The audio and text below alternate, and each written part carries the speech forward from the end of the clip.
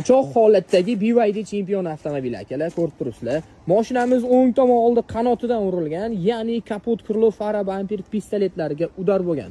Mashinamiz yili 2024-yil 90 ming atrof yurgan 605 kilometrlik full akalar. Xullas, mashinamiz shu oldidan urilgan. Ya'ni biz bu mashinani sotib oldik akalar. Ko'rib turibsizlar, chap tomon qanotlari but-butun turibdi, bir tekis, hech narsa qilmagan. Salon holatlarini ham ko'rsanglar bo'ladi. Airbaglari otgan. Patologdiki ortmagan, faqat torpedka bilan ruldiki otgan ekan akalar.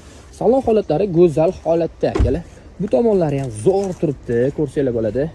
Egalari Instagram profili orqali, ya'ni internet tarmog'i orqali bizga murojaat qilishdi, ya'ni Avtopachoq kanalimizga. Xullas bilasizlar akalar, butun O'zbekiston bo'ylab pachoq mashinalar sotib olamiz. Zo'r narxlarda sotib olamiz akalar. Bemalol murojaat qilinglar. Sizlar o'ylashinglar mumkin, hozir mashinamizni tashlasak, bular yerga urib arzon narxlidi deb. Unaqa o'ylamanglar akalar. Qo'ldan kelgancha xalq qilgan narxdan balandiga olishga harakat qilamiz. Bu chempionni ham shu holatda sotib olganmiz. Egalari Toshkentdan murojaat qilgan. Xullas akalar, butun O'zbekiston bo'ylab pachoq mashinalar olamiz. Pastdagi telefon nomer qoldiramiz, aloqaga chiqasizlar.